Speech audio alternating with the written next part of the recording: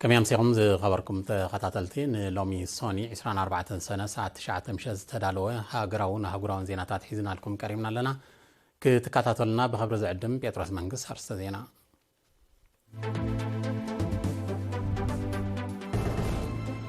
بريزيدنت إسياس بمنستر تكالات وانين هاقراو فريات استمرح فوليلو إيطاليا الزراريبون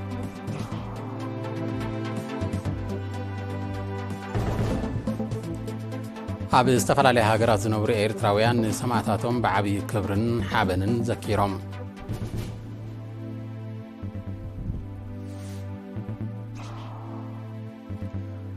ኣብ ኣቁርደት ኣፍልጦ መንእሰያት ኣብ ጉዕዞ ሓርነታዊ ቃልሲ ንምዕባይ ዝዓለመ ሰሚናር ተዋሂቡ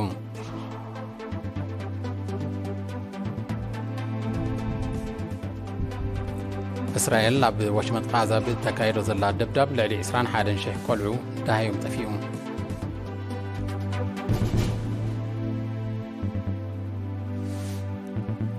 ሩስያ ህላውያ ንምውሓስ ኣብ ጉዳይ ተጠቃምነት ኒውክለሳዊ ኣፅዋር ዝጸንሓ መርገጺ ክትቅይሮ ከም እትግደድ ገሊጻ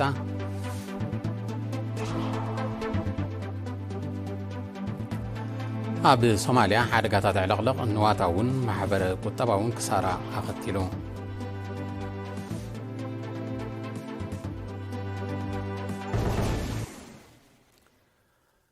بريزيدنت إسياس أفورقي لومي 24 سنة عب ساعات دحر قطري بمنستر تكالات وانين هاجراو فرياتن أدولفو أورسو نستمرح فوليلو منغستي إيطاليا تقبيلو أزراريبون أبزي عب مقبلة أجاش دندن استقبر ركب بريزيدنت إسياس إيرتران إيطاليان مس زلوان تاريخاو متزسار عودت نايزي فوليلو عبيا قداس نتكم زلو بمتكاس منغستي إيطاليا نزي تبقسوزي موسادو مسقان أقريبون بزعبا استراتيجيكاوي بوليسي معبالة منغستي إيرترا ببصلاتون ببمدرغون كومون وفرن شركنتاو متحوارن كلتين هاجرات زقدسو صلاتات بقندو دما صعاتن زرقحون تحت قرص صرقياتاتن ودباتن ممعبال صقاتات ماين هبت عسان كومون حرشان سدد مهرتن كالن بزرزر زقلصه بريزيدنت إسياس نابركوتون كهولوتن إيطاليا ابز مدايزي ابريون منستر أدولفو أورسو بوغنو تولوخو مقتصلتا نايتي أب مونغو بريزيدنت إساياسن قداميت منستر جورجيا ميلونن زتخايد ركب مخان بمقلاص كلتين هاجرات بشركنت كسر حالو أب زخيلا بوتاتات عودت ككايد مدب كم زلوون غاليصون أب تركب بوغن إيرترا منستر قدايات وصايا أتو عثمان صالح منستر نقدن إندسترن أتو نصر الدين محمد صالح كومون حلافة قطباو قدايات هقدف أتو حاقوس قبري هوت بوغن إيطاليا دما حلافي كابينة منسترات فيدريكو أكبرجن أمباسادر أبي إيرترا ماركو مانشينن ترقيبهم نيرم. زي كمديلن كله بريزيدنت إسياس نخبرتي فوليلو إيطاليا ناي درار انقدت جيرو. عرت فوليلو إيطاليا مقد سلطان أيتي بريزيدنت إسياس أفوركي كابي إسران شمون تنتريك سابي شمون تلكاتيت كلتاشن إسران 4 أبي إيطاليا زكايدو عودتن مس قدامي منستر جورجيا ميلوني تركبهم سب السلطان زغبرو ركباتنيو. بريزيدنت إسياس أفوركي بعدم منغستي إيطاليا دلدل نحبراو عبيت بزبل تيما بإسران شمونتن إسران شاتن تري أب كتما روما أبستقانع وعلى مرحتة هاجرات أفريكان إيطاليان كم تساتفه ذكريون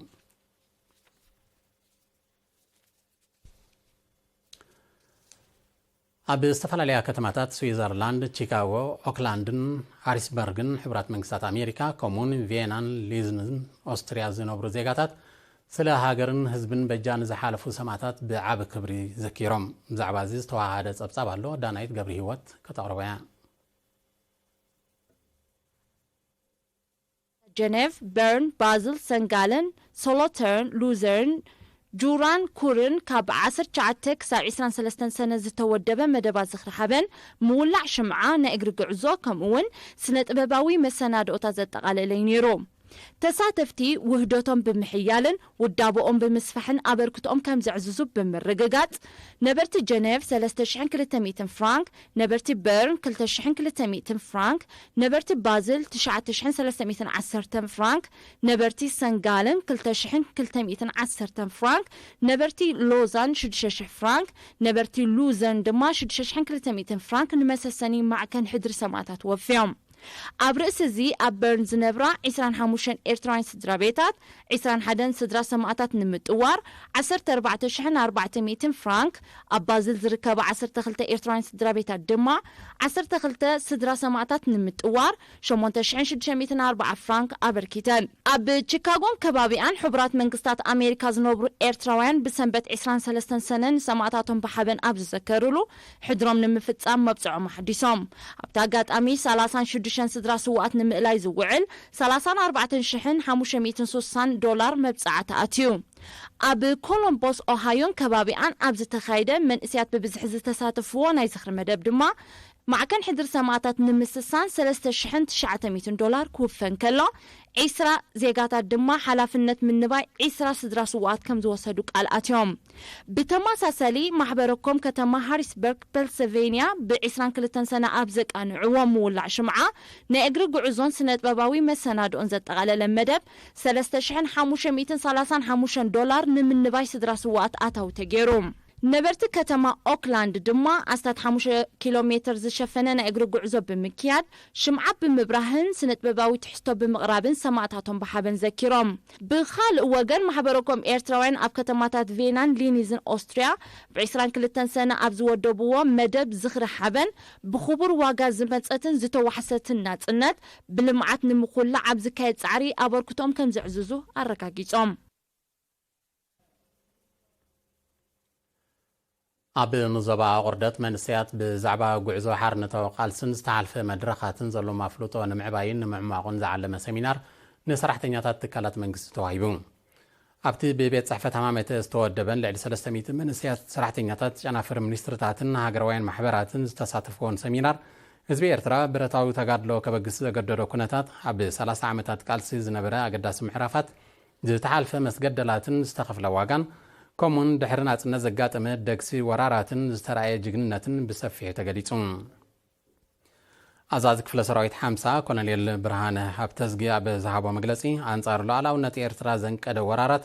بسمور قلص ميكالون وارساين كم زفشله دحري استعلم وديتاتون بلعل نقحات ملا حزب ኤርትራን حيلتات مكلخالون كم تمكتم سناي ابناتاتو دحر مبرح ጎንጎኑ ዝተሰላሰለ መደባት ልምዓቱን መርኣያት ኡምር መኸተን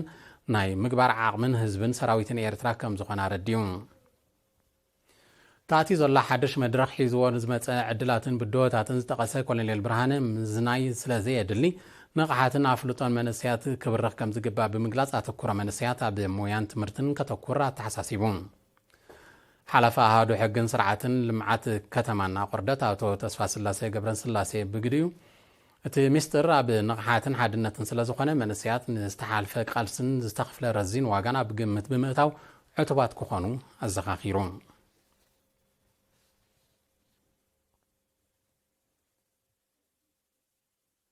ኣብ ተመሳሳሊ ዛዕባ ኣብ ንዞባታት ዓዲ ቀይሕ ሰገነይቲ ዓረዛን እምኒ ሓይልን ስድራ ስዋ ዝተፈላለየ ደገፍ ተገይሩ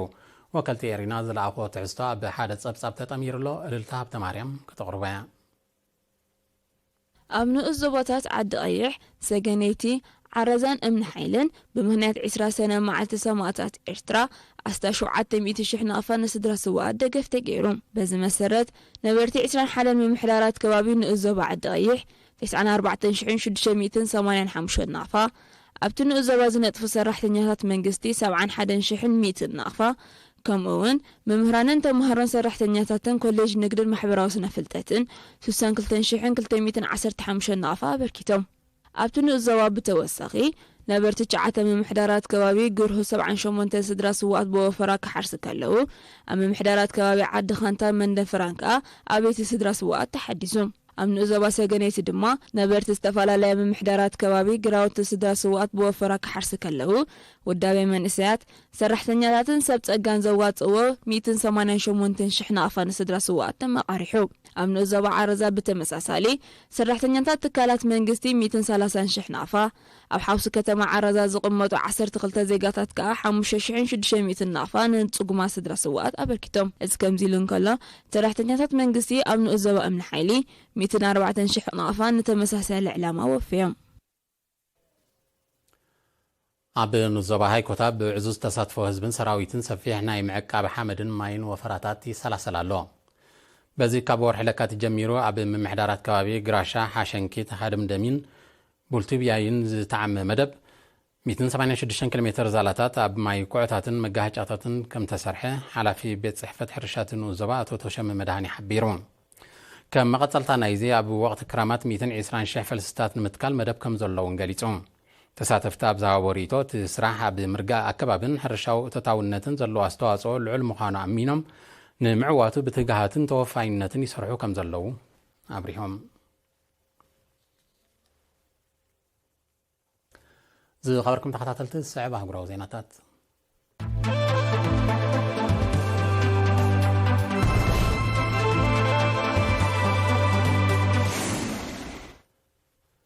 እስራኤል ካብ መጀመርታ ወርሒ ጥቅምቲ 2023 ኣብ ወሸመጥ ጋዛ ብተካየዶ ዘላ ደብዳብ ልዕሊ 21,000 ቆልዑ ዳሃዮም ከም ዝጠፈ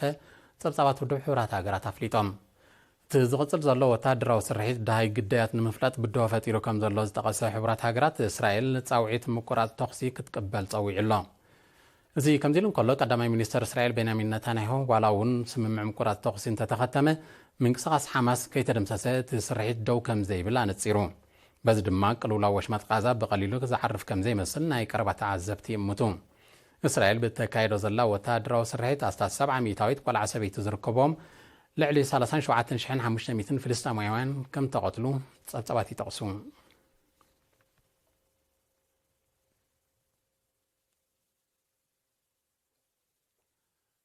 ሩስያ ካብ ሃገራት ምዕራብ ዝመጻ ስጋት እናዘየደ ይመጽእ ብምህላው ኣብ ጉዳይ ተጠቃምነት ኑክሌሳዊ ኣጽዋር ዝጸንሐ መርገጺ ክትቅይሮ ከም እትግደድ ገሊጻ ንህላውያ ብሓደጋ ዘእቱ ስጋት ክሳብ ዘይመጻ ኑክሌሳዊ ኣጽዋራ ከም ዘይትጥቀም እያ ሩስያ ኣቐዲማ ክትሕብር ጸኒሓ ይኹን እምበር ኪዳን ሰሜን ኣትላንቲክ ኔቶ ብቐንዱኻ ኣሜሪካ ኣብ ልዕልያ ተካይዶ ዘላ ወታደራዊ ተጻብኦታት ነቲ ኣጽዋር ክትጥቀመሉ ከም ዝደፋፍኣ ኣሚታ ዩክሬን ኣብዚ ሳልስቲ እዚ ኣብ ዞባ ክሬምያ ደብዳብ ሚሳይል ከም ዘካየደ ዝጠቐሰት ሩስያ እቲ ኣጽዋር ካብ ኣሜሪካ ዝተላእከ ምዃኑ ከሲሳ ኣላ ኣሜሪካ ትርከበን ሓያሎ ሃገራት ምዕራብ ዩክሬን በቲ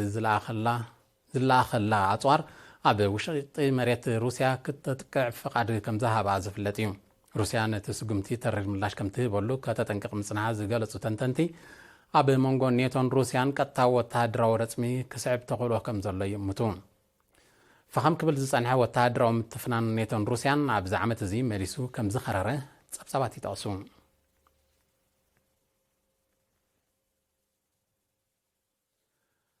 ኣብ ሶማልያ ብርቱዕ ዝናብ ዘስዓበ ሓደጋ ዕለቕለቕ ነዋታውን ማሕበረ ቁጠባውን ክሳራታት ኣኸቲሉ ብሰንኪ ተፈጥራዊ ሓደጋ ብፍላይ ርእሰ ከተማ ሞቃዲሾ ብከቢድ ከም ዝተሃስየት ሰመዚ ሶማልያ ሓቢሮም ምምሕዳር ከተማ ሞቃዲሾ ብሰንኪ ዕለቕለቕ ኣብታ ከተማ ዝለዓለ ናይ መጠንቀቕታ ኣዋጅ ኣመሓላሊፉ ኣሎ ኣብ ሶማልያ ኣብ ፈለማ 2024 ብዝተኸስተ ተመሳሳሊ ሓደጋ ልዕሊ 100 ሰባት ከም ዝሞቱን 1 ሚልዮን ከም ተመዛበሉን ጸብጸባት ይረዱ ኣብ ሰፊሕ ክፋል ዞባ ምብራቕ ኣፍሪካ ሳዕቤናት ክሊማዊ ምምዝባል እናዛየደ ይመጽእ ከም ዘሎ ኪላታት ይገልጹ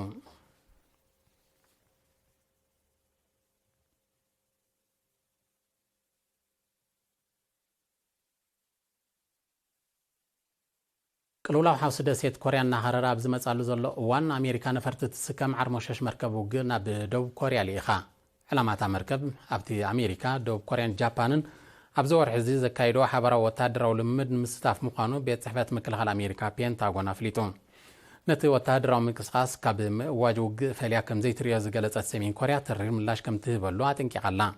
ሓበራዊ ወታደራዊ ንጥፈታት ኣሜሪካን ደቡብ ኮርያን ጠንቂ ቅልውላው ሓውሲ ደሴት ኮርያ ምዃኑ ተወቀስ ሰሜን ኮርያ እቲ ምንቅስቓስ ደው ክብል ክትጽውዕ ጸኒሓ ላዕላውነት ሃገሩ ንምውሓዝ ተደጋጋሚ ፈተነታት ሚሳይል ከካይድ ዝጸንሐ መንግስቲ ሰሜን ኮርያ ሰራዊቱ ኣብ ልዑል ተጠንቅቕ ክጸንሕ ኣብ ዝሓለፈ ቀረባ እዋን ከም ዝኣዘዘ ዝዝከር እዩ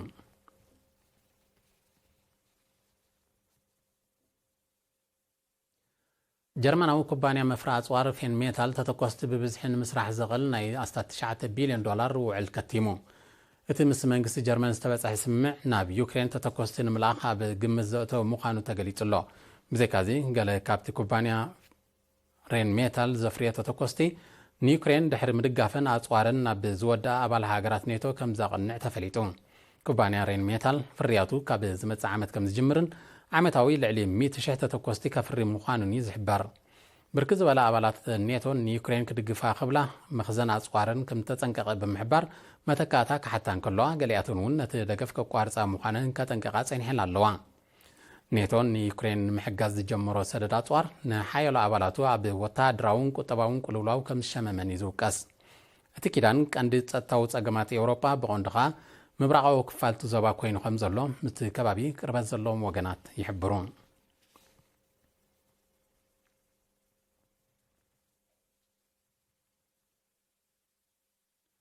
تمالي 23 سنة بروسيا وتاوراجا دجستان بستفتصم شبراو متكعتي 15 أبالات بوليس ركبهم بوحدو 27 تقتيلهم بتي بنقطة بوليسن هيمنتاو بتاتاتن زتخايد متكعتات فوكس برت 15 قصلون واتاو عنوت كمز وردن سمز روسيا حبيرهم شدشتك بفتسمت نايت متكعتي بحيلتات ጸጥታን ፖሊስን روسيا كقتلون كلو زترفون محاز سفيح سرحيتي كايد كمزلو تفليتون مننت فتسمت نمللاي مرمراي كايد كمزلو سمز ጸጥታ روسيا حبيرهم አለው نت متكعتي بتر ዝኾነ ፕሬዚደንት ቭላድሚር ፑቲን روسيا علاما شبراوያን ክትኮን ከም ዘይግባእ ብምጥቃስ ኣብ ልዕሊ ፈጸምቱን መወልቱን ከቢድ ስጉምቲ ከም ዝወሰዳ ነጺሩ ኣብ ዝሓለፈ ወርሒ መጋቢት ኣብ ሩስያ ሙዚቃዊ ምርኢት ኣብ ዝካየደሉ ዝነበረ ቦታ ብዝተፈጸመ ሽበራዊ መጥቃዕቲ ልዕሊ 137 ከም ተቐትሉ ዝዝከር እዩ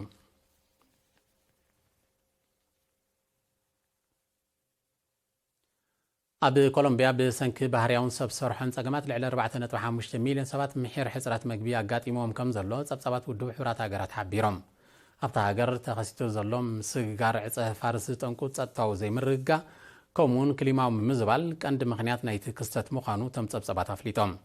رحوق قطرات كولومبيا بتي تريو حلفي كالي كبابيتات تاسي كم زلو زغلصو ناي قربات عزبتي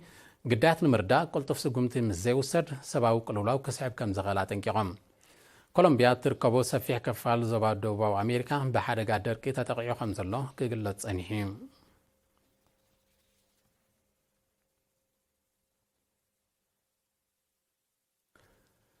زي خبركم تخطاتلت زينا نمفتصم أرستاتهم بريزيدنت إسياس بمنستر تكالات وانين هاجرو في الرياتن استمرحة فلويلو إيطاليا الزراريوم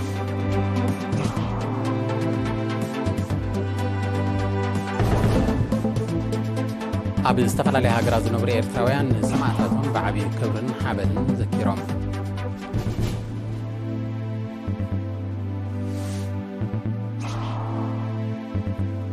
أب عوردة فلوتو من السياسة بقعدو حارنة وقال سنة معبايزة على سمينار وايبون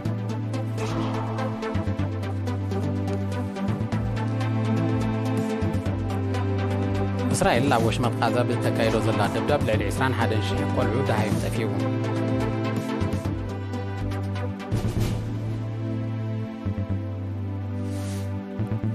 روسيا هلا ويان مو حسب قداي تتكامنت نكليس واصوار زصنحا مرغسي كتقيرو كم تقدد غليصا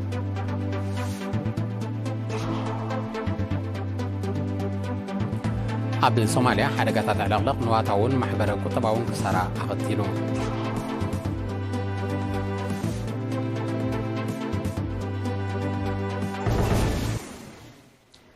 زي خبركم تخطاتلت زينا تفصيمو مسترفم نراتا سلام